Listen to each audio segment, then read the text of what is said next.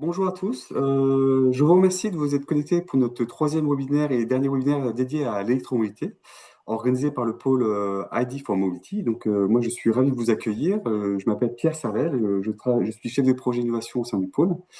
Euh, En introduction, je vais vous présenter en quelques mots ce qu'est le pôle, et puis on en arrivera assez rapidement au vif du sujet à travers nos intervenants. Donc, ce webinaire est organisé par le pôle ID for Mobility, qui est un pôle de compétitivité dédié aux écosystèmes des mobilités terrestres dans le Grand Ouest. Donc notre rôle et notre mission, c'est d'accélérer les innovations et la transformation industrielle des acteurs de la mobilité pour les aider à fabriquer des nouveaux produits de leur fabrication à leur usage. Comme je vous l'ai indiqué, donc nous on travaille dans le Grand Ouest, donc en Bretagne, Pays de Loire et Nouvelle-Aquitaine, et nous on va s'intéresser particulièrement à la mobilité. Donc nous, lorsqu'on parle de mobilité, on va s'intéresser aux industriels qui fabriquent des pièces et des produits qui s'inscrivent dans cette chaîne de valeur, aux fabricants de véhicules, mais aussi aux entreprises qui ont dans leur activité au sein des infrastructures de sécurité ou aussi d'avitaillement, et éventuellement et aussi surtout tout ce qui est serviciel avec de l'IA, les logiciels de gestion de flotte et de conception. Comme vous pouvez le voir sur cette slide-là, nous, on va s'intéresser aux écosystèmes de mobilité, ça va s'intéresser à différentes communautés, la filière automobile, la filière des véhicules spécifiques, le ferroviaire, l'off-road, les mobilités actives, à travers les vélos, mais aussi la défense et tout ce qui est infrastructure. Voilà.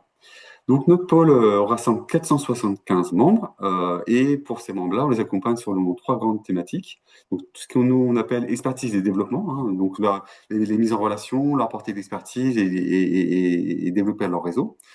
On va aussi les accompagner dans leurs projets d'innovation pour monter des consortiums et postuler à des appels à projets pour financer leurs projets. Et on va aussi les accompagner dans tout ce qui nous on appelle industrie croissante, donc pour moderniser leur outil productif et gagner en compétitivité. Donc, comme je vous l'ai dit, et comme ce qui nous intéresse aujourd'hui, on apporte de l'expertise et de l'information sur nos thématiques. Avant de rentrer dans le vif du sujet, je mets en avant trois autres événements qui auront lieu à travers notre pôle. Donc, aujourd'hui, on a un webinaire, mais on organise aussi des événements en physique pour favoriser les échanges. Donc, il y en a trois. Donc, Meetup, Mobilité et Photonics, qui a lieu le 28 mai. Au mois de juin, on va s'intéresser à comment l'IA transforme les mobilités. Et puis au mois de septembre, à la rentrée, la thématique des matériaux. Comment les matériaux peuvent apporter des nouveaux usages et alléger les véhicules, par exemple. Voilà. Et comme je vous l'ai indiqué également, on accompagne nos membres dans leurs projets d'innovation et notamment comment trouver les bons appels à projets pour les financer. Alors là, je vous ai présenté trois typologies d'appels qui sont assez différents, mais qui vous présentent la diversité de ce qui existe. Par exemple, le premier, c'est le CORAM. CORAM, qui est un appel filière. Comment les entreprises de nos filières peuvent développer toutes les technologies et les pièces et produits qui vont s'inscrire dans les véhicules zéro émission. Pour les projets de recherche, il y a des appels à projets qui existent, comme la COM. Et puis, il y a aussi des appels plutôt thématiques, comme l'IA. Voilà, comment l'IA va impacter les filières, dont la mobilité. Et voilà, si jamais vous avez des projets dans cette thématique-là, on peut aussi vous accompagner pour ce type d'appel. Voilà. Donc, pour aller directement à notre sujet et ce qui nous intéresse aujourd'hui, ce webinaire, c'est le troisième d'une séquence qu'on a intitulée Électromobilité. Et aujourd'hui, on va s'intéresser un peu aux interactions entre les infrastructures et les véhicules. Parce que au-delà de l'image du véhicule propre, du véhicule électrique, silencieux, propre et assez moderne, il y a des vrais enjeux techniques et d'organisation qui sont derrière, tant au niveau du véhicule, qu'on a vu précédemment, mais aussi au niveau du réseau. Ça va avoir un impact. Ça représente des opportunités de développement, des opportunités techniques, mais aussi de marché. Voilà, donc aujourd'hui, on va s'intéresser à comment cette interaction peut être intéressante pour vous, nos moments. Voilà. Et ça va se faire par l'intermédiaire de quatre interventions aujourd'hui. Donc, il y a Anthony Buron de Drive qui va nous parler de V2G, comment cette nouvelle technologie va représenter une opportunité de marché, mais aussi technologique. Il y a Raphaël Tuketil de AC System qui interviendra avec un nom plutôt de normes. Alors, j'ai un peu écorché le nom, Raphaël, excusez-moi. Comment les normes vont impacter les développements de ce type de projet. Ensuite, on aura une intervention plutôt côté recherche académique Une fois qu'on a mis des milliers de véhicules en circulation, hein, comment on peut optimiser la recherche de flotte et quelles sont les thématiques de recherche par rapport à ce sujet-là? Et on clôturera ce webinaire via une intervention de Drop and Plug et savoir comment, une fois qu'on a mis ces véhicules en circulation, on ne peut pas toujours avoir accès aux bornes électriques et comment on peut trouver des solutions, des opportunités pour proposer des services par rapport à cette thématique-là. Écoutez, je vous propose de rentrer dans le vif du sujet avec la première intervention d'Anthony, qui va nous présenter un peu sa société et puis un projet qui s'appelle Div. Voilà. Anthony, c'est à toi. Et je te Bonjour à laisse tous. diffuser ta présentation. Et le temps que tu Ouais. diffuses ta présentation, éventuellement, je rappellerai un dernier point, c'est à l'issue de ce webinaire, on diffusera un petit questionnaire de satisfaction pour recueillir vos besoins et avis par rapport à ce webinaire. Anthony, c'est à toi. Merci Pierre pour l'introduction. Bonjour à tous. Donc pour ma part, pour me présenter rapidement, je travaille pour Drift, qui est une filiale du groupe EDF Business Service, qui est spécialisée sur le pilotage de la charge. Notre métier, plus concrètement, c'est d'avoir créé un logiciel qui va déterminer les moments où il est bon de charger ces véhicules ou bien de les décharger, dans le cas du V2G qu'on va voir juste aujourd'hui, pour essayer de monétiser et d'avoir un prix du kilowattheure le moins élevé possible pour les utilisateurs finaux. Donc, on est ce qu'on appelle plus vulgairement un acteur de flexibilité qui est spécialisé du coup sur les véhicules électriques. Aujourd'hui, du coup, on a décidé pour ce webinaire de parler d'une nouvelle nouveauté sur le marché de l'électromobilité qu'on appelle la charge bidirectionnelle ou bien le V2G pour son acronyme qui s'appelle ainsi puisque V pour véhicule, 2 pour dire que c'est bidirectionnel, qu'on peut à la fois charger et décharger son véhicule, et G pour le réseau, grid en anglais. Grâce à ce type de système, sur lequel on va rentrer un peu plus en détail, on va voir quels vont être les enjeux à venir pour les véhicules électriques, que ce soit sur du véhicule léger, pour commencer, mais également sur des véhicules de mobilité lourde dans le futur. Donc la recharge bidirectionnelle, c'est une nouveauté dans l'écosystème de la mobilité électrique.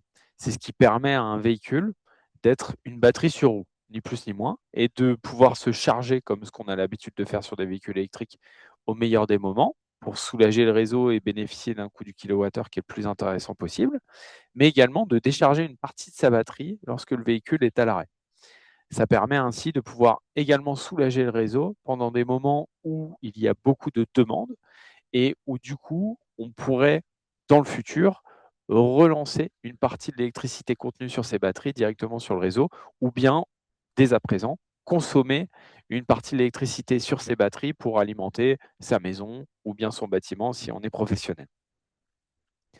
Donc dans cet univers, on a un état de l'art qui est relativement nouveau puisqu'il y a simplement quelques véhicules qui commencent à être bidirectionnels sur le marché. On peut penser notamment à la gamme du groupe Volkswagen. Je pense à les ID3, les ID4, les ID5, les ID7, les ID Buzz. Je pense notamment à d'autres véhicules type des Skoda Enyaq ou Skoda Airroc ou des Cupra Born ou Tavascan, ainsi que des véhicules chez Stellantis de type petit utilitaire, style Citroën e-Jumpy, Opel Vivaro ou d'autres marques qui sont présentées chez Stellantis à la commande et qui peuvent être également bidirectionnelles si on choisit cette option.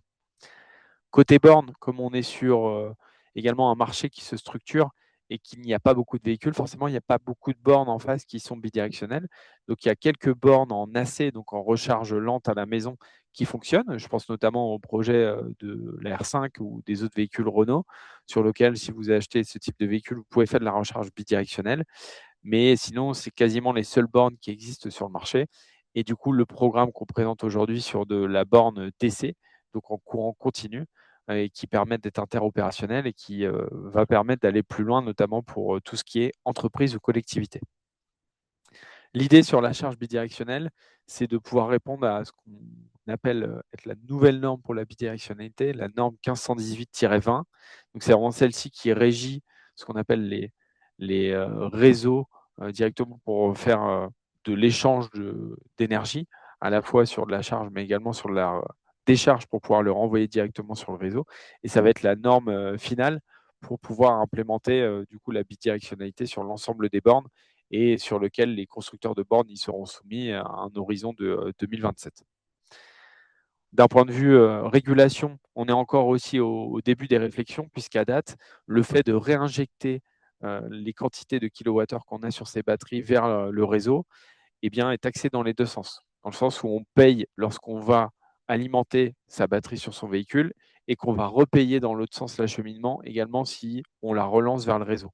D'où l'idée d'utiliser à date la charge bidirectionnelle uniquement pour faire de la consommation sur son bâtiment plutôt que de l'envoyer sur le réseau qui n'a pas encore d'intérêt d'un point de vue économique. En revanche, sur les premiers déploiements du coup qu'on peut réaliser sur des charges bidirectionnelles en DC, pour des véhicules qui resteraient, par exemple, toute la journée branchés sur une borne au bureau ou bien toute la nuit sur un dépôt pour des véhicules plutôt de service, eh bien, on arrive en moyenne à avoir des économies d'échelle qui sont entre 300 à 500 euros par an par véhicule. Ce qui, du coup, en correspondance, c'est comme si vous rouliez 15 à 20 000 kilomètres gratuits par an et qui est vraiment l'idée de base et fondamentale du V2G demain, c'est de pouvoir rouler gratuitement sur une grande partie des kilomètres effectués. Une fois qu'on a dit ça, du coup, sur la recharge bidirectionnelle, j'en parlais déjà un petit peu, on a deux mondes qui s'opposent. On a un monde qui est plutôt orienté pour le particulier, qui est sur de la borne en AC, et sur lequel on a un couple entre la borne et le véhicule. Pour donner un cas d'usage un peu plus précis, par exemple sur ce qui se passe sur les véhicules Renault, si vous achetez une R5, une R4 ou un Scénic, ces véhicules sont bidirectionnels, mais il faut prendre la borne Mobilize qui va en face, qui s'appelle Duo, pour pouvoir faire de la recharge bidirectionnelle à la maison et de souscrire à un contrat d'électricité très précis qui vous est présenté par Renault. En revanche, cette borne-là, si demain il y avait un autre véhicule, par exemple de la gamme Volkswagen, qui arrivait pour faire de la charge et décharge, ça marcherait pour charger, mais ça ne marcherait pas pour décharger. Pourquoi? Parce qu'en fait, c'est vraiment un couple entre les deux. Vous êtes obligé d'avoir en AC la borne et le véhicule qui vont ensemble et qui ont été codifiés pour être ensemble. Ce qui n'est pas le cas sur de la recharge en DC, puisque c'est la borne qui va faire l'entièreté de la charge et décharge. Ça ne va pas être un savant mélange entre une partie sur la borne et une partie sur le véhicule. Et dans ce cas de figure, c'est pour ça que nous, on a monté un projet à l'intérieur du groupe EDF et de la filiale Drift que je représente, pour travailler avec les professionnels et les collectivités sur des bornes interopérables qui sont en DC et sur lesquelles vous installez une borne sur votre parking qui peut faire de la charge-décharge, peu importe le type de véhicule qui viendra se présenter en face, que ce soit une Skoda, une Volkswagen, un Opel, peu importe le type de marque. Et ça va permettre, bien entendu, d'avoir un modèle beaucoup plus en phase avec des besoins pour des professionnels. Ce qui n'est pas le cas à la maison, puisqu'on va garder généralement sa borne très longtemps et son véhicule également. Donc, c'est pour ça qu'on a fait le choix de s'orienter vers des bornes 11 kW DC en CCS, donc les fameuses prises standardisées du marché européen, qui viennent en remplacement de ce qu'on avait déjà lancé, puisqu'on avait lancé des premières opérations en V2G en DC en 2020, mais sur des bornes CHAdeMO, qui étaient du coup des prises pour le marché japonais, qui étaient notamment sur des premières Nissan Leaf qui étaient déployées, qui étaient les seuls véhicules bidirectionnels du marché. Pour entrer un peu plus dans le contexte de Drive et du programme EVE, qui est du coup un programme européen entre différents acteurs, notamment le groupe EDF, eh bien, l'idée, c'est de lancer la filière du V2G à travers l'Europe en déployant 800 bornes interopérables pour la France et pour d'autres pays et qui permettront à l'Union européenne de soulager le réseau et de ne pas consommer pendant les périodes de forte pointe sur lesquelles on utilise encore pour produire de l'électricité du charbon, du fioul, du gaz. Et donc d'éviter au niveau européen 25 000 tonnes de CO2 liées à la production d'électricité. Puisque pendant ces moments-là, on n'ira pas soutirer l'énergie du réseau, mais on utilisera l'énergie stockée sur les batteries qui est excédentaire pour venir alimenter un talon de consommation sur un bâtiment. Donc c'est ça l'intérêt de cette démarche qui a été déployée par l'Union européenne et par les différents partenaires du projet, c'est d'avancer sur ce qui va se passer sur l'électromobilité demain, puisque le V2G va devenir une communauté d'ici quelques années et quelque chose qui va être déployé sur l'ensemble des bornes et des véhicules. Et ici, on propose du coup à ceux qui souhaitent anticiper ces enjeux-là de pouvoir se lancer à nos côtés sur ce type de projet avec des bornes V2G qui ont été du coup sourcées par le groupe EDF et par Drive et qui permettront en phase de véhicules V2G de créer des économies, j'en parlais tout à l'heure, en moyenne de 300 à 500 euros par véhicule par an et de participer du coup à un projet assez novateur, notamment sur la partie RSE, et de pouvoir en faire un enjeu de communication si jamais c'est le souhait de l'entreprise. Pour incentiver ce programme-là, l'Union européenne a frappé fort puisque ce type de borne qui a du coup la possibilité de faire de la charge et de décharge a des capacités technologiques qui sont bien au-delà de ce qu'on peut connaître sur des bornes classiques qui ne font que de la charge à date. Et donc leur coût, également par rapport à la volumétrie de marché actuellement et du fait qu'elles soient en DC, sont à un coût assez important à l'unité par rapport à des bornes qu'on aurait sur des parkings qui seraient en 7 kW en AC, qui seraient à peu près juste la partie matérielle aux alentours de 500 euros. Ici, on aurait des bornes qui coûteraient 4 000 euros à installer. Et du coup, l'Union européenne va venir subventionner l'écart entre le coût de la borne V2G et le coût d'une borne classique que vous voyez ici représentée à l'écran pour du coup aller jusqu'à des aides par borne sans plafond limite qui est de 3 500 euros par borne installée et qui permettra à l'utilisateur du coup de bénéficier d'une borne qui est en amont de phase sur le marché à un coût hyper compétitif, sachant qu'elle va charger plus vite qu'une borne classique 7 kW en AC puisqu'elle est en 11 kW, mais également qu'elle a les capacités du coup d'une borne futuriste puisqu'elle peut déjà faire de la charge bidirectionnelle sur la norme 1518-20 que j'évoquais tout à l'heure, qui permet demain également de faire de la réinjection réseau lorsqu'on aura plus d'intérêt financier à le faire. Donc ça, c'est l'objectif du programme, c'est de favoriser ces premiers déploiements de bornes pour créer en fait un premier test en situation réelle des bornes V2G pour ceux qui suivraient sur ce programme-là. Donc qu'est-ce qui se passe concrètement? Donc on aurait des véhicules, imaginons pour des salariés, qui viendraient se charger entre 8 heures du matin lorsqu'ils arrivent au bureau et qui repartiraient entre 16 heures et 17 heures. Eh bien, ça ne changerait pas grand-chose. L'utilisateur viendrait et mettrait son véhicule à brancher, on définirait un moment où le véhicule doit être branché à 80, 90% ou 100%, exemple à 16 heures ou 17 heures lorsque le véhicule doit repartir. Et dans l'intervalle, en fait, c'est Drive avec son logiciel qui va déterminer le moment où il est bon de décharger une partie de la batterie pour ne pas consommer du réseau lorsque l'électricité est relativement chère, donc plutôt pendant les périodes de pointe qui sont soit le matin ou soit le soir. Donc dans ce cas de figure du salarié, plutôt le matin entre 8 heures et 11 heures, parce que les prix de l'électricité sur les marchés sont relativement élevés. Et ensuite, on viendrait recharger au meilleur des moments. Donc là, par exemple, en zone estivale, en période estivale, pardon, où les prix de l'électricité sont quasiment à zéro sur les marchés, entre midi et 16 heures. Et donc, assembler tout cela, on va venir limiter une consommation qu'on aurait eu sur le réseau à un prix qui est relativement important pour venir charger son véhicule plus tard lorsque le prix de l'électricité a lui chuté. Et l'un dans l'autre, ces deux économies vont permettre cette fameuse économie conglomérée des 300 à 500 euros par an par véhicule. Un autre cas de figure qui peut être de la recharge en dépôt la nuit pour des véhicules d'autopartage ou pour des véhicules de techniciens sur des petits utilitaires, notamment du groupe Stellantis que j'évoquais tout à l'heure. Bah là, ça va être l'inverse. Les véhicules ils vont rentrer en fin de journée vers 17h, 18h. Ils vont être mis en charge pour être prêts le lendemain matin vers 6h, 7h du matin. Donc là, ça va être 6h ou 7h du matin comme règle pour que le véhicule soit bien chargé. Mais du coup, une partie de la batterie restante va être déchargée pendant la période de pointe du soir pour éviter de consommer du réseau. Donc, par exemple, entre 18h et 22h, qui est le moment où les prix de marché sont les plus importants. Et inversement, ça va se recharger en plein milieu de la nuit quand les prix de marché sont au plus bas. Pour bénéficier de ce type de programme et l'intégrer, il faut avoir trois choses. Il faut avoir des véhicules qui sont V2G en face, parce que si les véhicules ne sont pas bidirectionnels, forcément, on ne peut pas faire de décharge, donc ça n'aurait pas forcément d'intérêt. Il faut également avoir des bornes de charge qui soient couplées au même compteur électrique que celui du bâtiment, pour la raison que j'évoquais tout à l'heure, pour faire de l'autoconsommation, c'est-à-dire prendre des kilowattheures sur la batterie du véhicule pour venir les injecter sur la consommation du bâtiment, et ainsi éviter que le bâtiment ne consomme trop ou pas du tout directement du réseau. Et enfin, pour pouvoir faire ça et toucher les différentes économies, il faut que le contrat d'électricité il soit en triphasé et il soit chez EDF, puisque nous, ça nous permettra en tant qu'acteur de flexibilité, et comme on a un contrat avec EDF, qui est du coup notre maison mère, de pouvoir récupérer les économies qu'on crée sur le marché en temps réel, que l'utilisateur ne voit pas, et ensuite de pouvoir lui restituer à hauteur des 300 à 500 euros que j'évoquais tout à l'heure.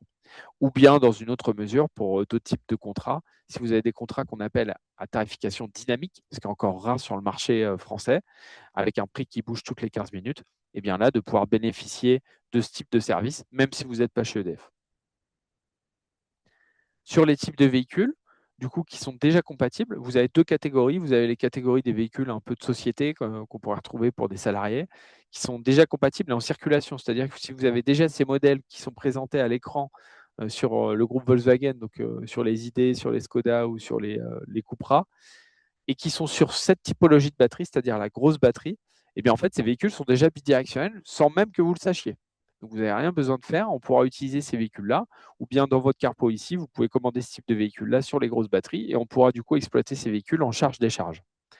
Inversement, si vous cherchez du coup plutôt du petit utilitaire pour des installateurs par exemple ou des techniciens, et bien là du coup il y a des véhicules qui vont être en commande, donc je précise bien en commande, à partir de cet été chez Stellantis, donc sur le Citroën e-Jumpy, le Fiat Scudo, l'Opel Vivaro ou bien le Peugeot Expert, et également du coup sur la grosse batterie. Et il faudra préciser au concessionnaire qu'on souhaite bénéficier de l'option V2G pour qu'elle soit intégrée sur le véhicule, ce qui n'est pas le cas sur les véhicules Volkswagen où l'intégration est déjà réalisée. Vous n'avez rien besoin de faire.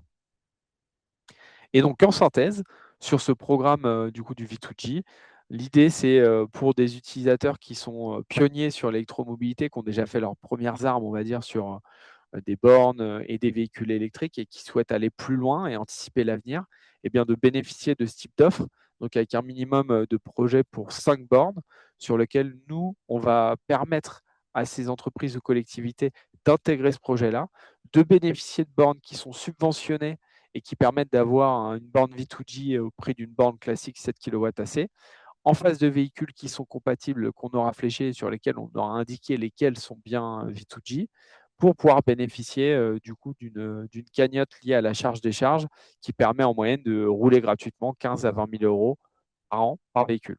Donc en synthèse, une borne subventionnée, des véhicules V2G et ensuite des gains qui vont avec quasiment rouler gratuitement, qui est du coup l'adage du V2G demain. Je me tiens à votre disposition pour toute question qu'on pourra reprendre en fin de webinaire ou plus tard, et je vais laisser la parole à mes collègues sur les autres parties. Merci Anthony pour ta présentation, c'était très clair, hein, très, très bon propos instructif, hein. Comme tu as pu le voir, il y a quelques questions, mais je vous propose de les prendre en fin de webinaire pour laisser le temps aux autres intervenants d'intervenir dans le temps imparti. Écoute, Raphaël, je propose que tu puisses prendre la suite, hein. On a vu qu'il y a des nouvelles opportunités, hein, liées à la communication entre les véhicules et le réseau, un V2G.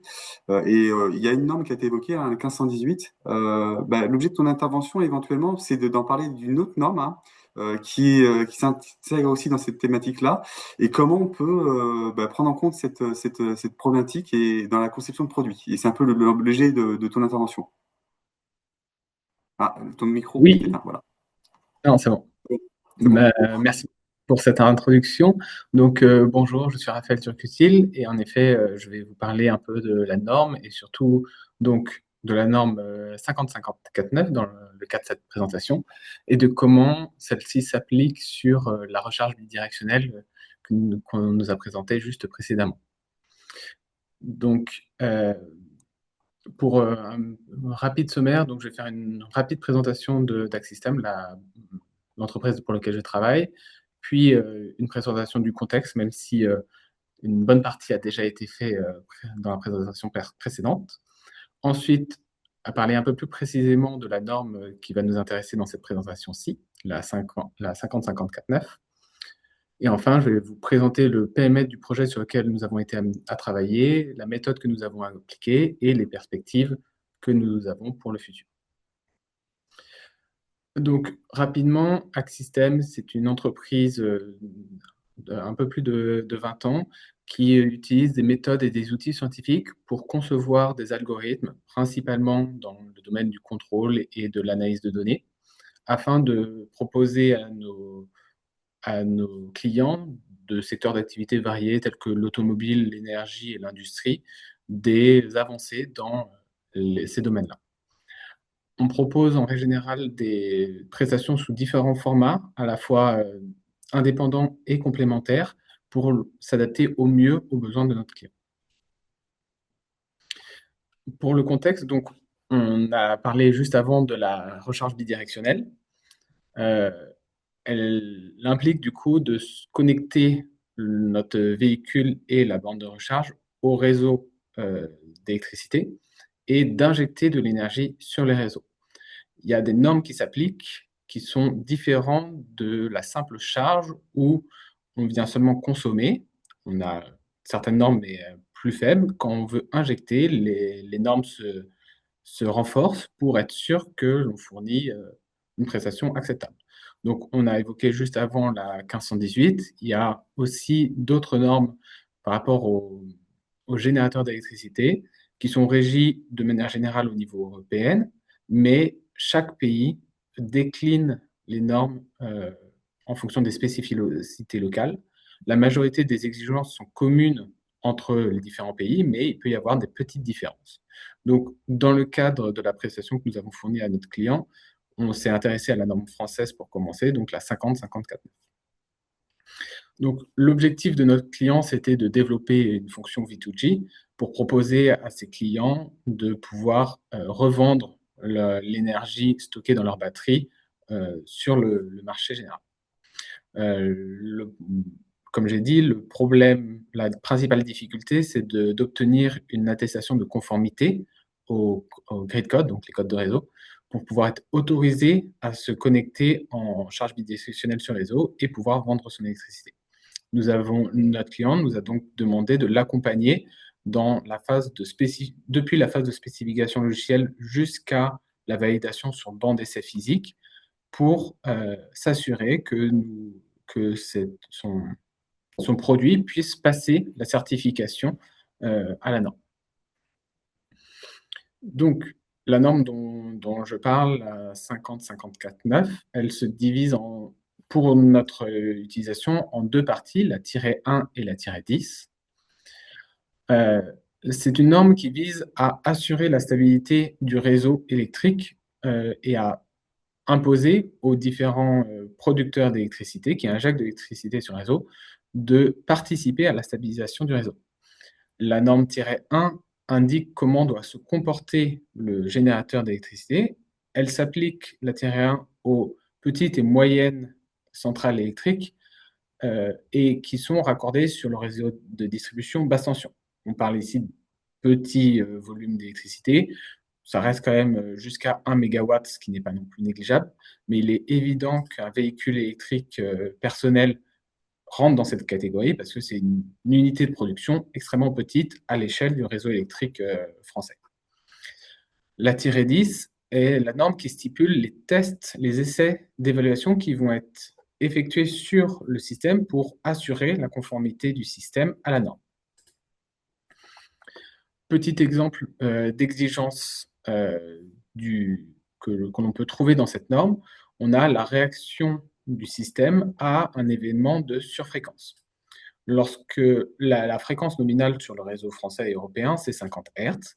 Lorsque l'unité de production remarque que la fréquence du réseau dépasse 50,2 Hz, elle est tenue de réduire l'injection de puissance active sur les réseaux.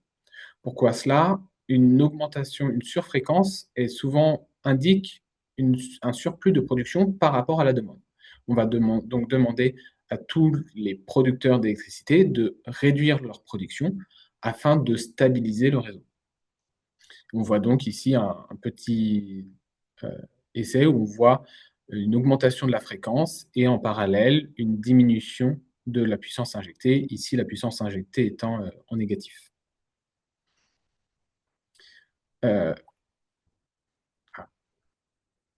Le périmètre du projet, donc le projet pour lequel on a été sollicité concerne de manière très, très spécifique un module permettant d'assurer la conformité du système aux normes, aux exigences de la norme qui nécessitent un contrôle logiciel. Dans la norme dont je viens de parler, la 50-54-9, il y a certaines exigences qui concernent les propriétés physiques du système et pour cela, on n'a pas du tout été sollicité. En réalité, Axystem n'a travaillé que sur ce module de contrôle de certaines exigences et tout le reste du système, c'est-à-dire le véhicule mais aussi la borne, a été développé par d'autres personnes gérées par le constructeur qui nous a contactés. Donc, on avait un contrôle limité sur les éléments du système, mais le système complet qui doit respecter les tests de conformité, c'est bien l'intégralité de la de l'outil de production, ce qui inclut le véhicule électrique et la borne. On a donc bien une différence entre ce sur quoi on a travaillé et le système qui doit respecter la norme. Au niveau de la méthode de travail que l'on a mis en place, afin de répondre aux demandes de notre client, on a décidé de diviser l'équipe Axe System en deux parties. Un certain nombre de personnes ont travaillé sur le développement des exigences, donc des exigences sous Simulink. Ils ont également travaillé sur l'interfaçage entre ce module de contrôle et le reste de la borne, et ont ensuite proposé la génération en code C pour pouvoir l'intégrer dans la borne, et on fait la rédaction de la documentation pour garantir à la fois la traçabilité des exigences implémentées et permettre des évolutions du code si nécessaire, grâce à une documentation suffisamment claire pour pouvoir faire évoluer dans le futur le code fourni. La deuxième équipe, elle, était en charge de la validation du produit fourni. Elle a donc premièrement développé un modèle permettant de valider le système complet, donc la partie qui a été développée par l'équipe 1, mais aussi le véhicule et la borne. Et ensuite, elle a conçu des tests en se basant sur la norme 5054-9-10 afin de pouvoir tester l'intégralité des exigences qui nécessitaient un contrôle logiciel pour voir si elles étaient bien respectées par le système que l'on avait fourni. Donc, pour un peu mieux visualiser ce que représente le modèle, on retrouve ici un schéma assez proche de ce que j'ai pu présenter plus tôt. Dans le système que l'on a modélisé, on a le module GridCode qui a été développé par Axe System, qui est lui parfaitement celui qui est fourni dans la borne, chez le client. Ensuite, on a plusieurs autres éléments qui modélisent le comportement des éléments de la borne, donc typiquement les capteurs de fréquence, de tension. On a aussi les relais, l'activation et la fermeture, l'ouverture des relais, et le système de charge qui est inclus dans le véhicule qui nous intéresse. Cet ensemble-là représente le système qui doit passer les tests de conformité, et c'est donc ce système-là qui est modélisé dans notre environnement de validation. Le réseau reste un élément extérieur qui n'a pas été nécessaire de modéliser. Avec cette modélisation, on a pu travailler sur la validation des exigences. Donc, on part du code Simulink qui est développé par l'équipe numéro 1. On l'intègre dans le modèle de validation développé par l'équipe numéro 2. Et on vient faire différents tests en simulation pour obtenir des résultats du système et les comparer à la norme. On a ensuite un cycle d'amélioration continue où, en fonction des résultats, si les résultats sont non conformes à la norme, on vient regarder ce qui ne va pas dans la simulation et on vient améliorer soit le modèle, soit le code Simulink si nécessaire. Plus tard, on vient générer, une fois qu'on est satisfait du résultat et qu'on a une conformité à la norme, on vient générer le code C pour tester sur le véhicule réel et, en fonction des résultats, refaire le cycle d'amélioration continue. Un des avantages, c'est que le premier cycle ici est beaucoup plus court temporellement et beaucoup moins coûteux financièrement et permet d'améliorer le code Simulink bien plus efficacement que le cycle assez long qui passe par le bas. Il y a un autre avantage, c'est que cette amélioration continue, on peut travailler par étapes sur chacun des modules. Donc typiquement, je vais prendre l'exemple du système de charge du véhicule. Au tout début du projet, le véhicule et la borne n'étaient pas totalement opérationnels. On ne pouvait même pas faire les tests sur le banc d'essai. On a donc commencé sur la simulation avec une modélisation parfaite du véhicule, c'est-à-dire qu'on considérait que le véhicule réagissait de manière exacte et instantanée aux requêtes de notre module. Ça a pu valider un certain nombre de comportements de notre module GridCode. Par la suite, après avoir eu un peu plus d'informations sur le système réel final, on a ajouté des retards et des dynamiques linéaires. On a refait les mêmes tests. Ça a pu mettre en évidence une nécessité d'un régulateur au niveau de notre module de gestion des GridCode pour s'assurer que le véhicule se comporte comportait suffisamment bien et était suffisamment dynamique par rapport aux besoins de la norme.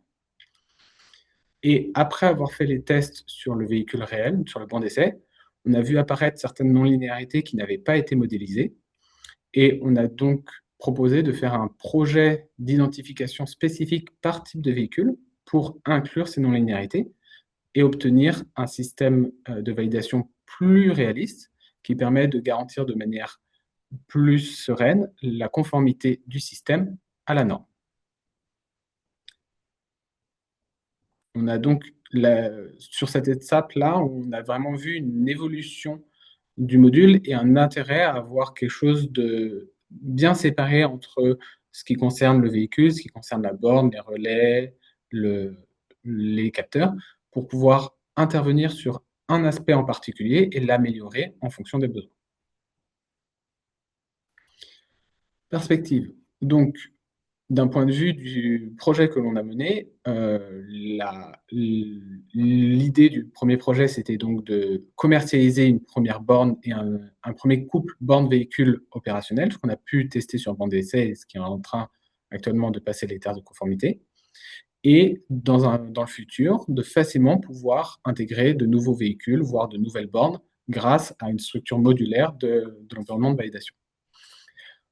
La documentation qu'on a fournie avec cet environnement de validation a aussi pour but de faciliter l'intégration de ces nouveaux véhicules dans le futur en cas d'identification, de nouvelle identification de modèles véhicules, par exemple. On a aussi pensé cette architecture pour permettre des évolutions de la norme, c'est-à-dire que si la norme 50-54-9 dont on a parlé venait à évoluer dans le futur, la structure modulaire permet de mieux, plus facilement réagir et d'intégrer de nouvelles fonctionnalités et de nouveaux tests dans notre plateforme de simulation.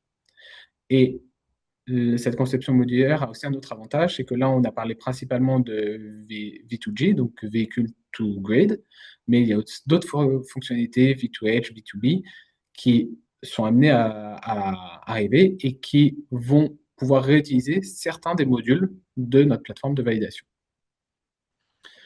D'un point de vue des perspectives pour la réutilisation de notre expertise que nous avons acquis à Axystem lors de ce projet, on pense pouvoir réutiliser la majorité de ce qu'on a pu apprendre pour accompagner d'autres acteurs de la mobilité, que ce soit dans l'automobile, dans le BTP, dans l'agriculture, pour développer des fonctions similaires de V2G, V2X, et pouvoir déployer également un environnement de validation de la norme GridCode sur lequel nous avons pu être amenés à travailler. Cette expérience nous a aussi permis d'avoir un certain nombre de retours du constructeur sur certaines difficultés de l'intégration de la norme. Ces informations peuvent aussi permettre d'apporter des conseils aux acteurs de l'énergie, aux gestionnaires de réseau qui sont amenés, qui essayent de faciliter la mise en place des fonctionnalités V2G dans l'espace européen. Et enfin, les problématiques de grid code et de conformité des générateurs d'électricité s'appliquent également à d'autres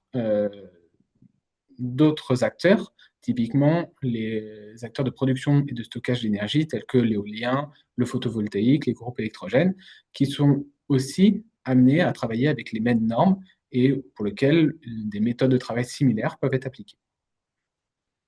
Donc, voici un peu l'étendue de notre travail et comment nous avons pu accompagner notre client dans cette démarche d'implémentation de la norme pour la recharge bidirectionnelle. Merci à tous. Merci Raphaël pour ta présentation, c'était vraiment très clair. Du coup, comme on peut le voir, par rapport à cette thématique qui est l'électromobilité, hein, il y a des nouveaux sujets de modèle économique, hein, comme l'a présenté Anthony. Il y a des sujets de conception. Hein, quand on veut concevoir un véhicule, il y a des normes à respecter. Hein, on peut se faire accompagner, il y a des sujets de R&D par rapport à ces sujets-là. Et si on continue à dérouler le fil un petit peu de ce sujet et des multiples dimensions qu'il y a par rapport à ce sujet-là, il y a des sujets de recherche. Alors là, c'est l'objet hein, de la prochaine intervention. Donc, je laisserai éventuellement Juan partager sa présentation s'il est encore présent. présent. Oui, je te vois. Ouais. Oui, je suis là. Voilà, Juan, ouais. Donc, Juan, toi, tu travailles au sein d'un laboratoire à l'IETH, je te laisserai présenter, hein, et tu vas nous présenter un projet de recherche par rapport à la gestion de flotte. Parce qu'on voit bien, hein, il y a de plus en plus de véhicules qui vont être mis sur les routes et sur les réseaux. Et l'objet de votre recherche, hein, c'est de comment optimiser, une fois qu'on aura 10 000 véhicules, comment optimiser leur recharge. Voilà. Donc, je te laisse présenter ton sujet et puis de mettre en avant un peu les lignes directrices de recherche par rapport à ce sujet-là. Parce que c'est vrai qu'on a vu des entreprises, mais il y a aussi des laboratoires qui collaborent avec des entreprises pour faire des projets innovants dans cette thématique-là. Voilà. Écoute, c'est à toi. Effectivement, merci Pierre, merci ID4 Mobility pour l'espace. Je suis Juan Cuenca, enseignant-chercheur à Centrale Supélec sur le campus de Rennes. Mes travaux de recherche sont dans le laboratoire IETR et aujourd'hui je vous présente un projet national de l'Agence nationale de recherche qui s'appelle EDEMFOR Smart Grid, euh, qui parle de cette gestion décentralisée des grandes flottes de véhicules électriques. Donc on se positionne dans les futurs quand il y aura beaucoup de véhicules électriques, quels sont les enjeux? C'est un projet qui est coordonné par ma collègue Anne Blavette, chercheuse CNRS à l'École normale supérieure de Rennes, qui malheureusement n'a pas pu nous rejoindre aujourd'hui. Donc, on commence ici avec l'introduction du projet. Donc, EDEM for Smart Grid, c'est le nom du projet. L'acronyme, ça veut dire en anglais Gestion dynamique et efficace de l'énergie pour les smart grids d'une grande taille. C'est un projet financé par l'Agence nationale de la recherche 2023-2026, donc c'est dans les dernières étapes, coordonné encore par ma collègue Anne Blavette. Il y a 6 partenaires, 3 industriels et 3 laboratoires universitaires. Alors côté industrie, il y a Orange, EDF et un gestionnaire des réseaux de distribution qui s'appelle SRD. C'est un homologue Enedis. Alors en France, Enedis, il a à peu près 95% de territoire et le 5% restant, c'est de relativement petits gestionnaires de réseau, SRD entre eux. Côté laboratoire, il y a l'IETR, mon laboratoire, un laboratoire en informatique à Toulouse qui s'appelle IRIT et l'IRISA à Rennes. Il y a dans ces projets 2 axes de recherche principaux. Le premier, c'est sur la gestion d'énergie des grandes flottes de véhicules électriques. Le deuxième sur la conception et gestion de réseaux télécoms pour communiquer avec les véhicules électriques et avec les smart grid. Et un axe transversal de co-optimisation. Donc, comment on va gérer ces 2 infrastructures en même temps. Aujourd'hui, on va parler principalement de la gestion d'énergie des grandes flottes parce que c'est le objectif de ces webinaires. Alors, un petit mot sur les participants, les contributeurs de chaque labo et entreprise. Je ne vais pas rentrer dans les détails, mais j'en profite pour leur remercier pour leur contribution respective dans ces projets. Et voici le plan. Donc, en premier, je vais vous présenter mon laboratoire et le département Smart Energy. Après, on va parler des résultats de projets qui sont très intéressants, vous allez voir, et les perspectives de recherche pour notre laboratoire à ces sujets. Donc, on commence avec le labo. L'IETR, ça veut dire Institut d'électronique et des technologies de numérique. C'est un laboratoire fondé en 2002, implanté principalement en Bretagne et en Pays de la Loire. On a plus de 350 laboratoires, à peu près un tiers des doctorants et des postdoctorants avec beaucoup de partenariats publics-privés déclinés dans des tests chiffres, des collaborations en recherche et développement, des prestations, etc., avec une production scientifique par an très importante, qui est liée à beaucoup de projets collaboratifs, des brevets, des startups. On a aussi des formations au sein de 2 universités et 5 écoles d'ingénieurs. Donc vous voyez, c'est un gros laboratoire. C'est-à-dire qu'il y a beaucoup de défis sociétaux et marchés applicatifs dans le périmètre du laboratoire. Donc il y a les infrastructures numériques et des communications, la santé, bien-être, activité physique, les mobilités, industrie de futur, environnement, énergie et cybersécurité principalement. Aujourd'hui, on va se concentrer dans des mobilités et les défis d'énergie principalement. Je vous montre aussi le champ scientifique complémentaire. Je ne vais pas rentrer dans les détails, mais juste pour montrer que effectivement le labo il est très gros. Je fais un peu la pub. Les microtechnologies, les matériaux, les traducteurs, les antennes, les systèmes rayonnants, les interactions complexes des ondes, les préparations et technologies de radar. On traite aussi les sujets autour de systèmes de communication, les systèmes embarqués et les traitements d'images. Et un dernier, l'automatique pour la transition énergétique.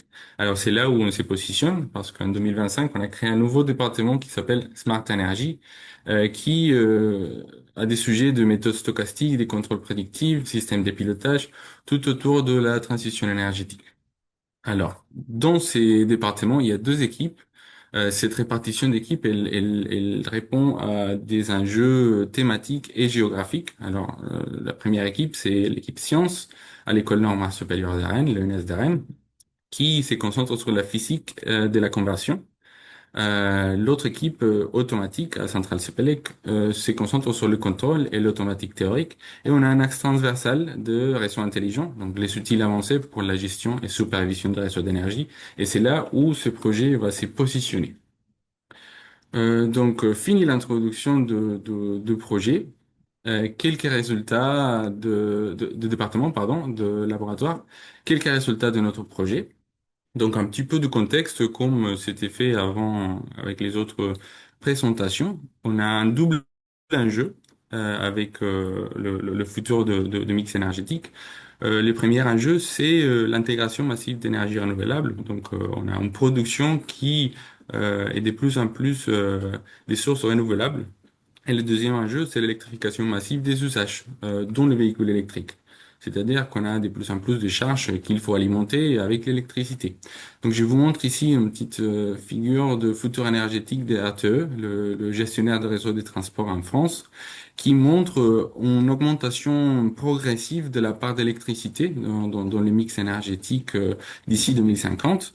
Et on voit ici en rouge, voire orange, une petite question autour de l'équilibre de cette électricité pour coupler la variation des énergies renouvelables et l'électrification massive de ces usages, comme on va voir juste après. Alors, on a des défis liés à cette transition. On parle de imprimer de l'intégration des renouvelables. Donc, il y a un jeu de variabilité. Vous savez bien qu'avec les renouvelables, la production, elle varie beaucoup de jour à la nuit, de l'été à l'hiver. Un exemple très concret, c'est les photovoltaïques. Donc, le profil de production, il est très particulier. Et il y a aussi un enjeu d'incertitude, parce qu'il peut y avoir des erreurs de prévision. Si on veut piloter la recharge de voitures électriques, comme on va le faire dans ces projets, il faut avoir des prévisions qui, deux fois, ne sont pas parfaites. Donc, qu'est-ce qu'on fait avec ces incertitudes?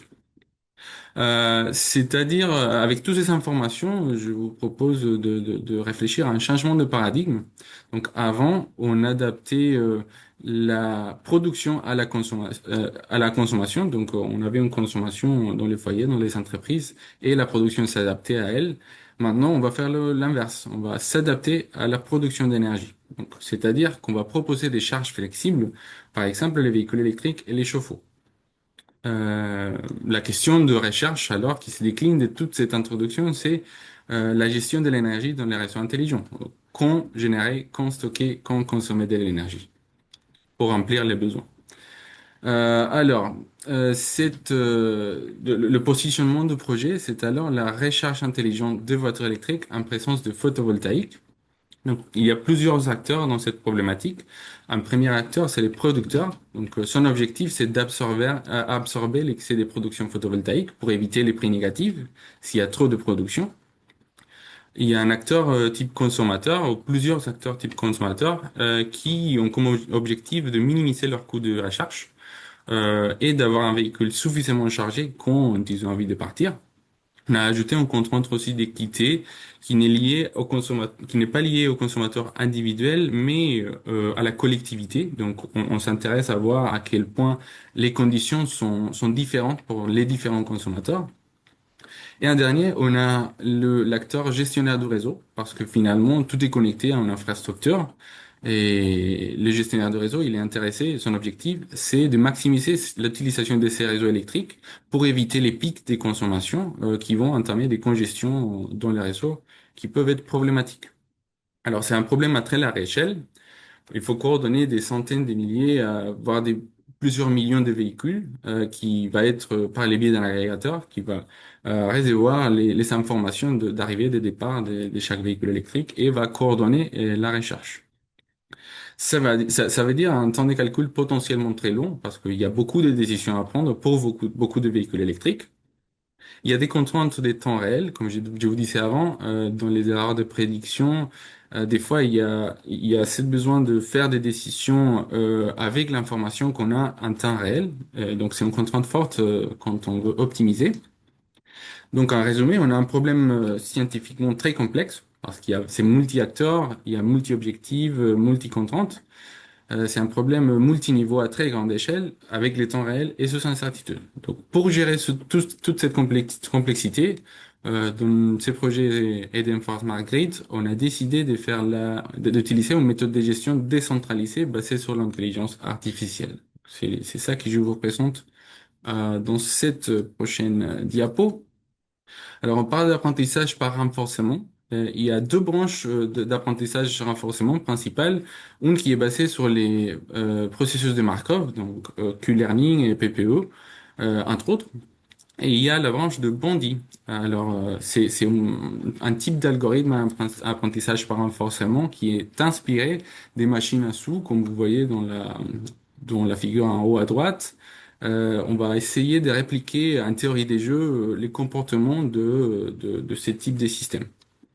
Alors, pourquoi on a choisi ça? Parce que selon les types de problèmes, comme le nôtre, on peut avoir une convergence plus rapide, donc on va trouver une politique de recherche plus rapidement avec moins d'informations au départ. Et ça, c'est un avantage très important pour nous parce qu'on a envie de protéger la vie privée des utilisateurs. Le moins d'informations qu'on va donner à l'agrégateur, les plus on va protéger la vie privée des utilisateurs.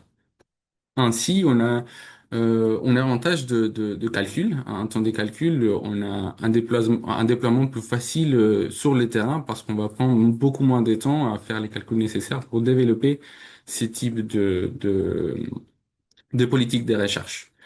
Un dernier, un avantage de Bondy, c'est la robustesse. Il y a des garanties théoriques, mathématiques qu'on peut trouver dans ces types d'algorithmes. Donc, on commence à parler de intelligence artificielle de confiance parce qu'on va être sûr que notre solution est effectivement l'optimale dans l'espace de recherche dont on travaille.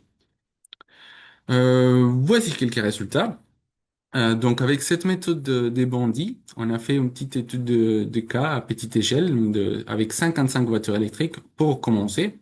Et on voit qu'il y a une convergence autour de 30 jours d'entraînement. C'est très rapide. Alors je vous rappelle, c'est 30 jours d'entraînement pas en temps computationnel, mais en information qu'on a donnée aux agents pour apprendre leur politique. Donc ils apprennent très rapide avec très peu d'informations.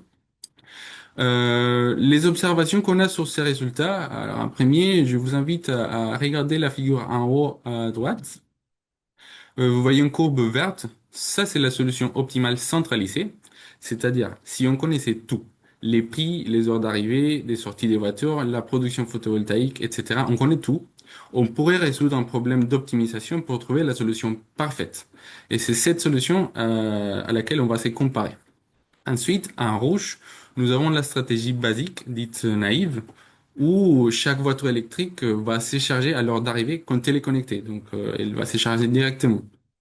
Et après, les autres deux solutions avec les bandits sans et avec estimation de production photovoltaïque en jaune et en bleu respectivement. Donc, on voit clairement dans cette figure que la solution en bleu, elle est très proche de l'optimale, que c'est un résultat très intéressant.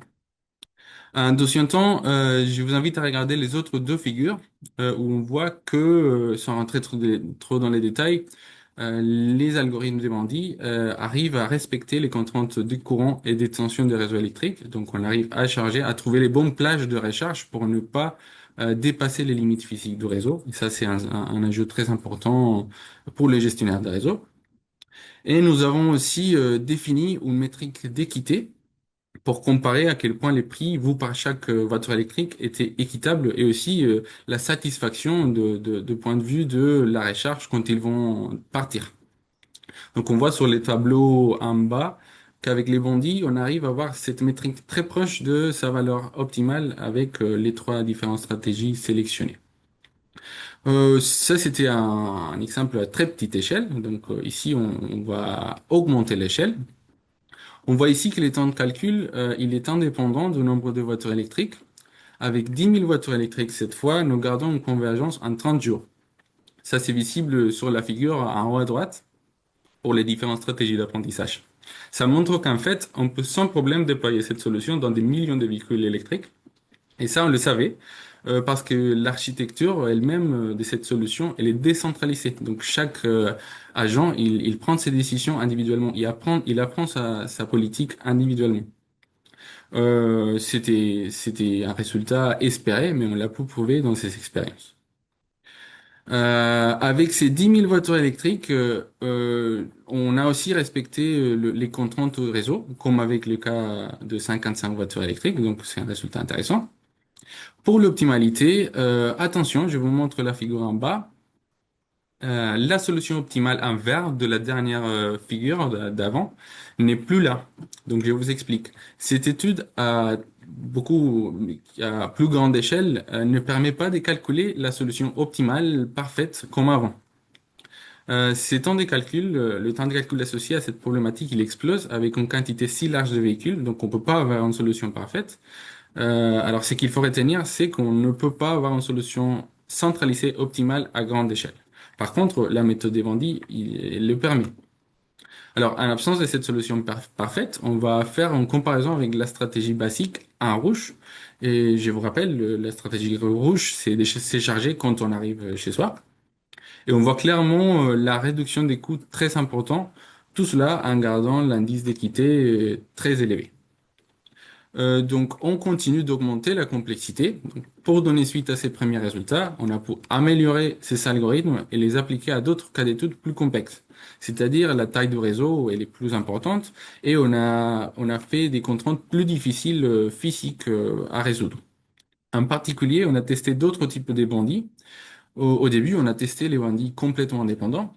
Ici, on teste des bandits contextuels et des bandits combinatoires avec ou sans contexte. C'est d'autres types de bandits qui peuvent améliorer les performances. Un résultat très intéressant, c'est l'amélioration des performances due à l'ajout du contexte.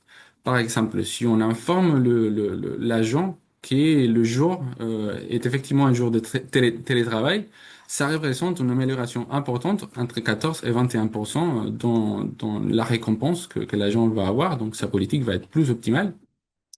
Autre chose très intéressante, c'est que l'optimal théorique, on revient sur la solution parfaite, cette fois elle est en magenta sur la figure, n'est pas loin. À peu près 14% de la meilleure performance qu'on a obtenue avec les bandits, en particulier les bandits contextuels et indépendants. Alors, l'idée ici, ce n'est pas de détailler chaque type de bandit, mais de montrer que la méthode des bandits, qui est une solution entièrement décentralisée, qui ne connaît pas son environnement et qui ne fait que l'apprendre le jour au jour, arrive à 14% seulement d'une solution qui est parfaitement centralisée, déterministe et ultra théorique, qui n'est pas applicable dans la réalité. Donc, c'est un résultat très intéressant. Et ça, c'est avant de considérer que cette dernière, donc la solution parfaite, n'est pas trouvable à grande échelle.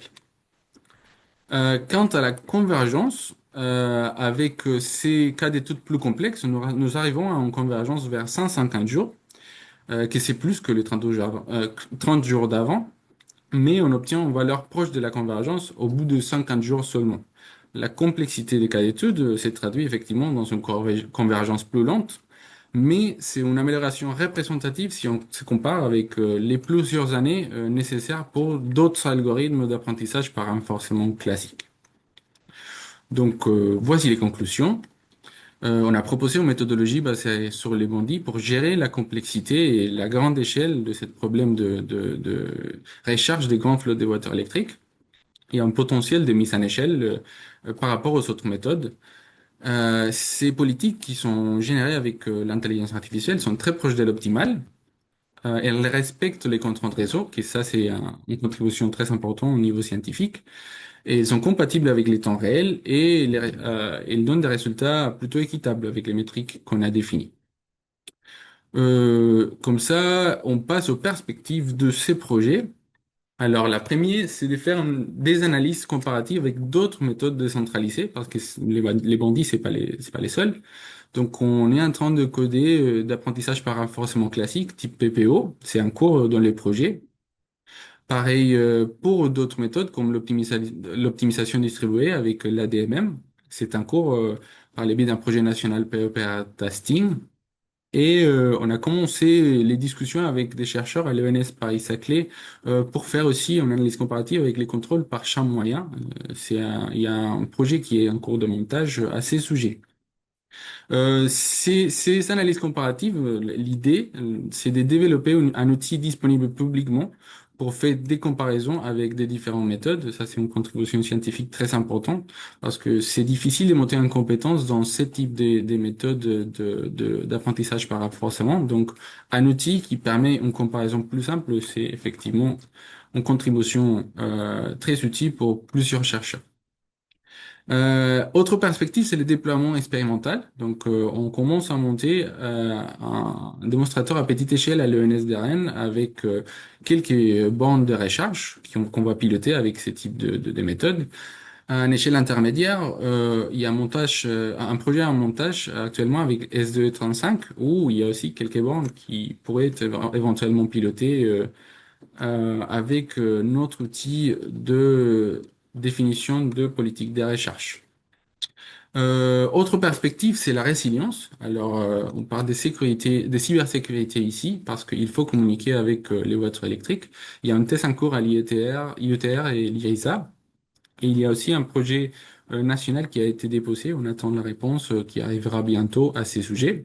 Dans les cas plus général, on veut savoir si ces types d'algorithmes sont robustes dans les cas de catastrophes climatiques, s'il y a des pannes d'infrastructures, est-ce que les voitures vont arriver à se charger ou ça va être la cata.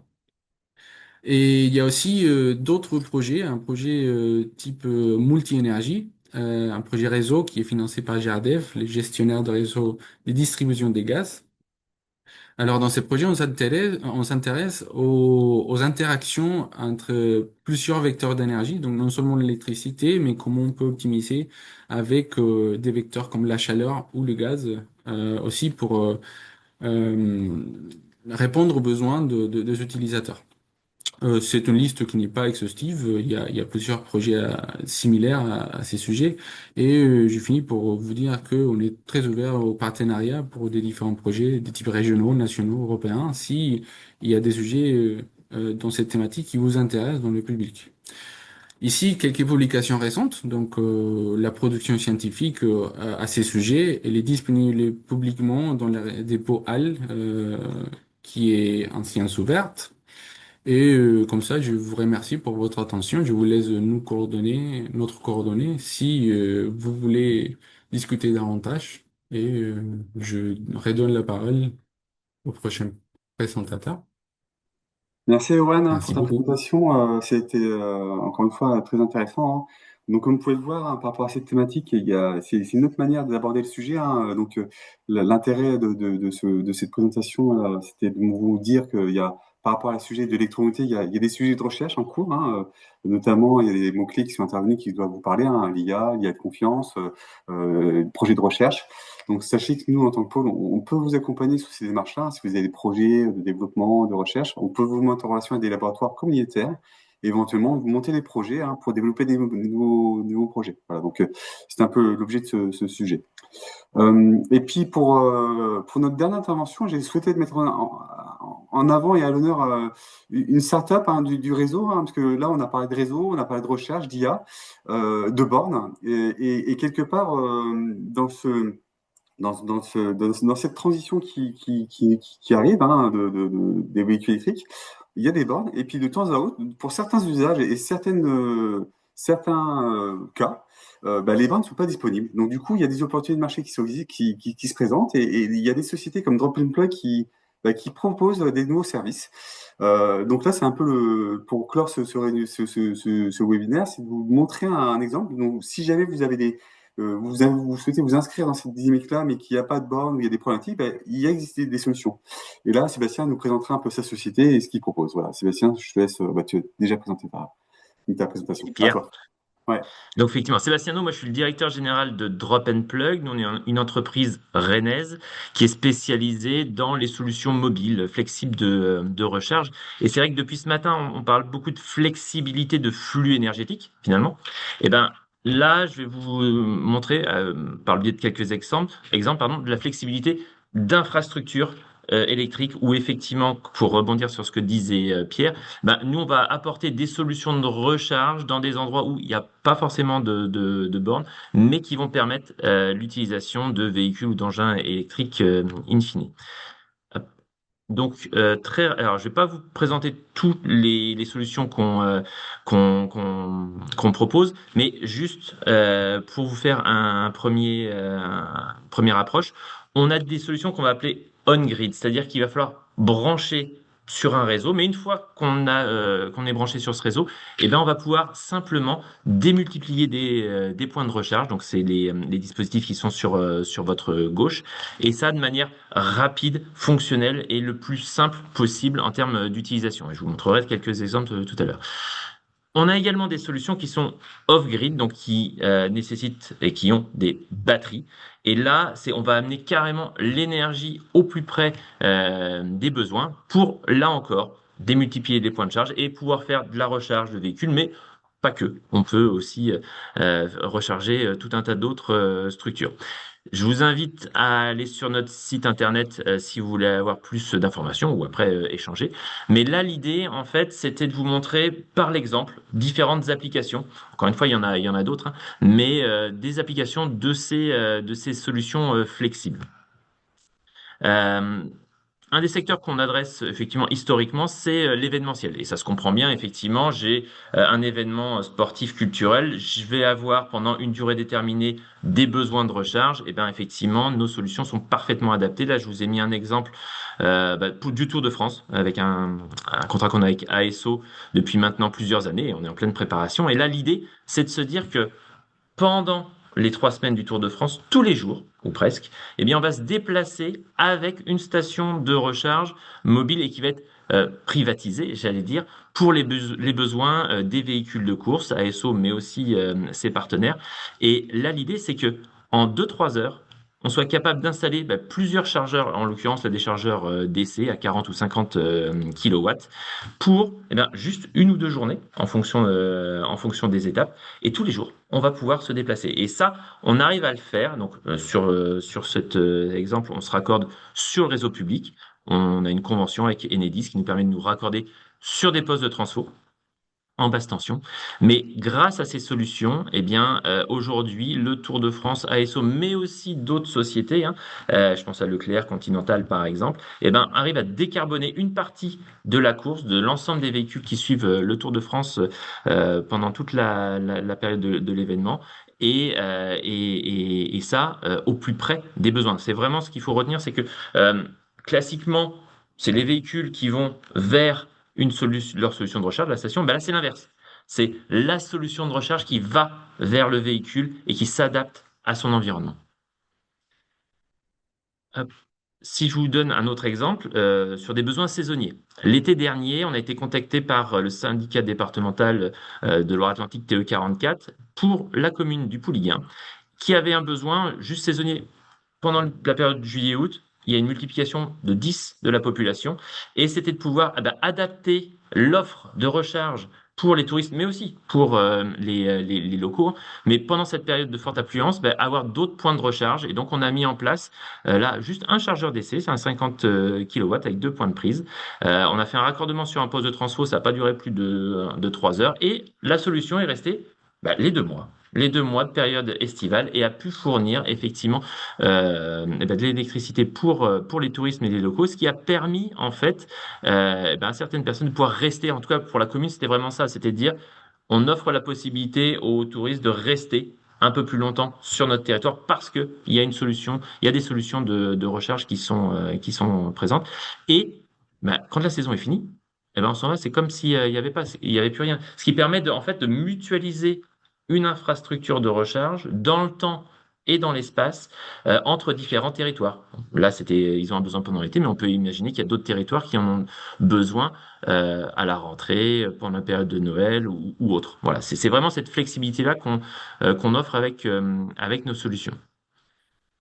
Un troisième exemple, réellement de flexibilité, c'est ce qu'on a fait en février dernier, pendant les périodes de vacances de février, avec Total Energy sur une de leurs stations d'autoroute à Venoy en Chablis. On n'est pas loin d'Auxerre. Et là, l'idée de Total, c'était de dire, on a besoin et on a même l'obligation. Parce qu'on nous le demande au niveau autoroute, de démultiplier des points de charge pendant les périodes de forte affluence pour limiter les engorgements et faire en sorte que les automobilistes puissent trouver des points de charge plus facilement et en faire leur pause et ensuite repartir. Et donc, ce qu'on a fait, c'est qu'on a branché notre vent et 5 chargeurs DC 50 kW directement sur le poste de transfo privé de Total, ce qui fait on a partagé finalement l'énergie totale sans mauvais jeu de mots, du site pour le démultiplier avec 5 chargeurs en plus juste pendant cette période. Et en une matinée, c'était installé, ce qui permet à Total, effectivement, d'offrir la possibilité d'avoir plus de points de charge pendant cette période-là, mais tout en optimisant ses coûts parce que il n'a pas à changer sa puissance puisqu'on va se raccorder sur ce qui est existant et la flexibilité, la mobilité qu'on offre fait que en dehors de cette période, il récupère des places classiques. Enfin, en tout cas, il reste sur une structuration, une infrastructure classique et on pourra revenir effectivement sur d'autres périodes de l'année de forte influence. En tout cas, ça c'est ce qu'on a fait cette année. C'était vraiment un test au niveau national que Total a souhaité faire. Mais on n'a pas que des besoins qui sont, j'allais dire, à durée déterminée. On travaille par exemple avec UPS sur plusieurs dizaines de centres logistiques à travers la France. Et là, l'idée, c'est qu'on a mis en place des box. Donc la box, c'est un petit caisson avec 6 points de charge, 22 kW et une répartition dynamique de la puissance, où pas besoin de travaux, on a juste à brancher la box et ça fonctionne. Et là, l'idée, c'est qu'on est sur des plateformes qui utilisent et reçoivent des véhicules électriques pour la messagerie sur les 100 derniers kilomètres, mais sur lesquels ils sont souvent en location, donc pas évident de faire des travaux, et sur lesquels ils ont besoin aussi de flexibilité. Donc cette box, effectivement, elle répond à leurs attentes, surtout qu'elle est hyper simple. Même quelqu'un qui n'est pas électricien, qui connaît rien en bande de recharge, est capable en 10 minutes d'installer 6 points de recharge partout, à partir du moment où il y a le réseau, hein, bien évidemment. Et donc, cette rapidité d'intervention, cette possibilité qu'ils ont de dire, mais si dans un an, on quitte cette plateforme logistique pour aller sur un autre, parce que c'est ce qu'ils font assez régulièrement, ils partent avec l'infrastructure et ils la remettent à un autre endroit. Et j'allais dire, ils font même ça tout au long de l'année. C'est-à-dire qu'aujourd'hui, il y a des box qui partent d'un site A pour aller sur un site B pour absorber un pic d'activité, par exemple pendant la période de Noël, et ensuite qui revient sur le site A après la période indiquée. Et ça encore, le plus simplement du monde, il y a juste une prise à brancher et ça fonctionne. Et dernier exemple que je voulais vous partager, c'est toute une série d'expérimentations qu'on fait actuellement avec le ministère des Armées, où là, effectivement, que ça soit sur des terrains en opération, que ça soit sur des sites classés sur lesquels c'est difficile de faire des travaux, sur des événements bien particuliers, aujourd'hui, le ministère des Armées utilise toutes nos installations, c'est-à-dire les box, le vent, les chargeurs d'essai pour la partie on-grid, mais aussi notre BAT mobile, qui permet d'apporter de l'énergie un peu n'importe où, pour pouvoir effectivement faire de cet apport d'énergie quelque chose qui est vraiment modulaire, qui va suivre les besoins et les interactions que les différents militaires vont pouvoir avoir sur le terrain. Et ça encore, le plus simplement du monde, un militaire sur quelque chose qui fait pas partie de sa mission, il faut pas que ça dure longtemps, il faut pas qu'il ait à se poser de questions. Toutes nos installations, il y a juste des prises à brancher et ça marche. Et en plus, comme vous pouvez le voir, on peut les personnaliser en mode camouflage. Et ça, effectivement, c'est aussi une capacité de s'adapter aux différents environnements. Et là, pour le coup, on a toute une série d'expérimentations avec l'armée qui durent d'une journée à plusieurs mois pour satisfaire à leurs besoins. Alors, j'aurais pu vous donner plein d'autres exemples sur des chantiers, sur de l'audiovisuel, mais en tout cas, si vous avez des besoins, si tout simplement ça pique vos curiosités, n'hésitez pas à nous contacter. Je dis pas que la solution mobile, ça remplace toutes les solutions, mais en tout cas, ça le permet d'envisager la recharge un petit peu partout et en apportant cette flexibilité dont on parle depuis ce matin. Merci. Merci Sébastien pour ta présentation. Ça illustre le fait que voilà, on a besoin de flexibilité. Il y a des solutions à trouver, et qu'elles soient logicielles ou matérielles, on peut trouver des solutions à ces problématiques d'électromobilité. Merci pour ta présentation. Écoutez, on arrive à l'issue de ce webinaire. On va pouvoir prendre quelques questions-réponses, parce que je vois qu'il y a eu des questions et je crois qu'il y a déjà eu des réponses dans le module dédié. Donc, si jamais vous avez d'autres questions, n'hésitez pas à prendre ce temps pour les rédiger dans le module qui va bien. Pendant cela, je vous indique qu'on va faire passer un questionnaire de satisfaction. Donc, je vous invite à le remplir pour vous faire remonter votre avis par rapport à ce webinaire. Et éventuellement, si vous souhaitez être mis en relation avec un ou plusieurs des intervenants, c'est possible. Donc, on vous laissera vous l'indiquer pendant ce petit temps qu'on va dédier aux questions. Donc, je vois que le questionnaire, le sondage est parti. Donc, je vous laisse le répondre, le remplir. Alors, je vois que Monsieur Collin a posé une question et je la partage avec tout le monde. Comme ça, chacun pourra avoir connaissance de la réponse. Donc, c'est comment les constructeurs auto vont-ils gérer l'usure accélérée des batteries prévues initialement? Et je crois que Anthony, tu as apporté une réponse. Éventuellement, je te laisse relire ta réponse ou donner ta réponse à l'oral. Comme ça permet d'alimenter les débats. Oui, pas de souci. Concernant la charge bidirectionnelle, en effet, on va réaliser du faux kilométrage ou bien des cycles supplémentaires liés aux actions de charge et décharge. Et donc, c'est souvent l'une des premières questions qui vient sur la table, que ce soit côté client ou côté constructeur, pour déterminer la pérennité, on va dire, du SOH du véhicule par rapport à si on ne faisait pas ces actions de charge-décharge. Dans un premier temps, on remet dans le contexte qu'on va faire de la décharge, mais on ne va pas le faire sur l'entièreté de la batterie. Ce n'est pas une batterie stationnaire, c'est simplement pour jouer sur des moments où on a de la flexibilité pour décharger 10%, 20% ou 30% d'une batterie, mais ce n'est pas de l'emmener tout le temps de 0 à 100 et puis de repartir dans l'autre sens, enfin de 100 à 0 et de repartir dans l'autre sens. Donc ça va quand même être limité en termes de décharge. Et surtout, à côté de cela, c'est ce que je répondais dans le commentaire, en fait, le pire des comportements à avoir et qu'on a quasiment tous à date, c'est de laisser des téléphones portables ou bien des véhicules branchés quand ils sont à 100% pendant un long moment, qui va dégrader sur le long terme la batterie parce que du coup les batteries vont être stressées de rester à 100% pendant un long moment et donc en fait le SOH va en pâtir.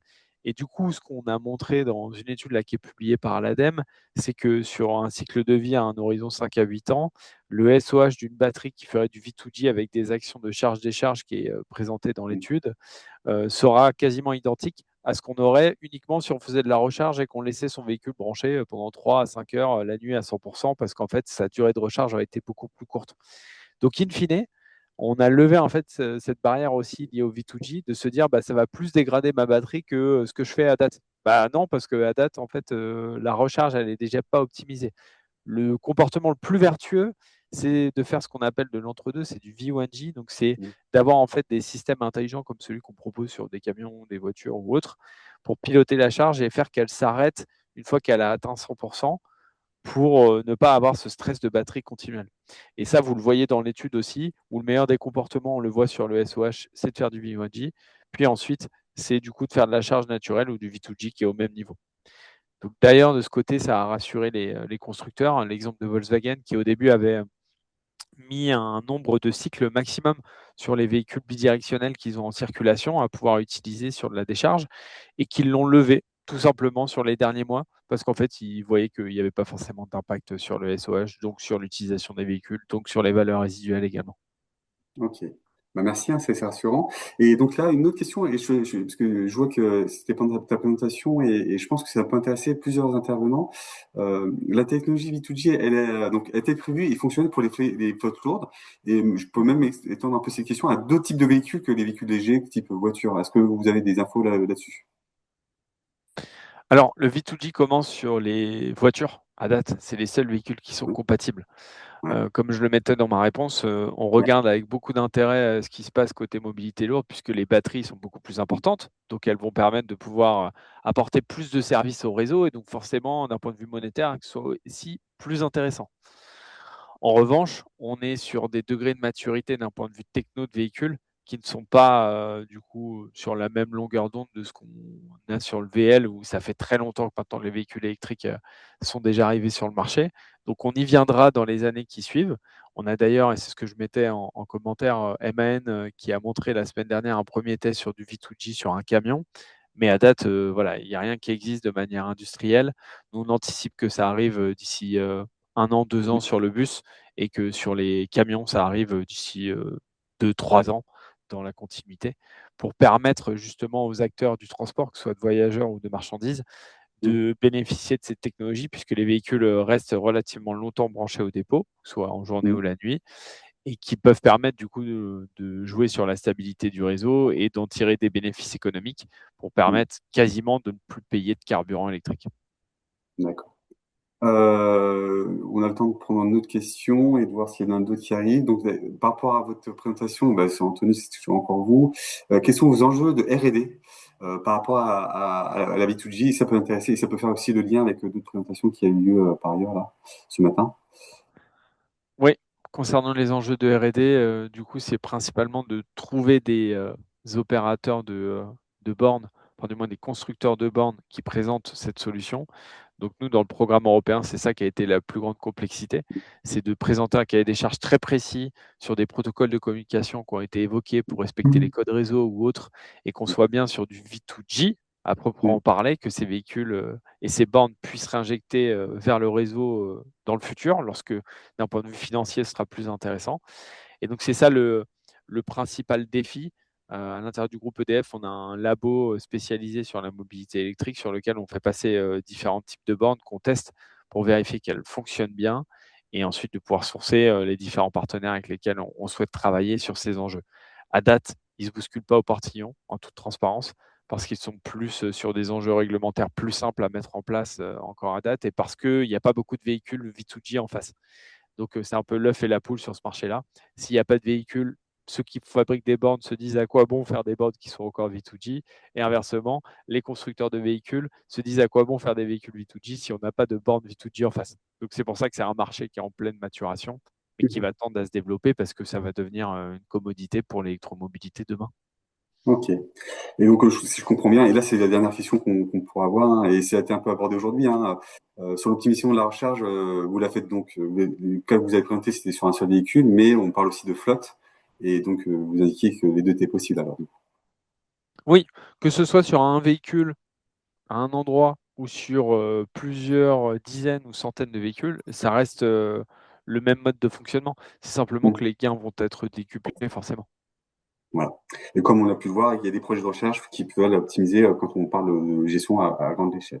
Et d'ailleurs, je crois que EDF est partenaire des projets d'ailleurs. Je crois que j'ai pas vu de questions supplémentaires ou complémentaires à arriver. Il me semble qu'on a dû faire le tour. Donc voilà, écoutez, il me reste à remercier chaleureusement les quatre intervenants parce que c'était très intéressant et très complémentaire par rapport à ce sujet. Euh, Concernant les participants, je vous invite à bien remplir le questionnaire. Donc si vous souhaitez être mis en relation avec les intervenants, je le ferai par la suite sans aucun problème. Le webinaire a été enregistré et on vous diffusera les présentations par la suite.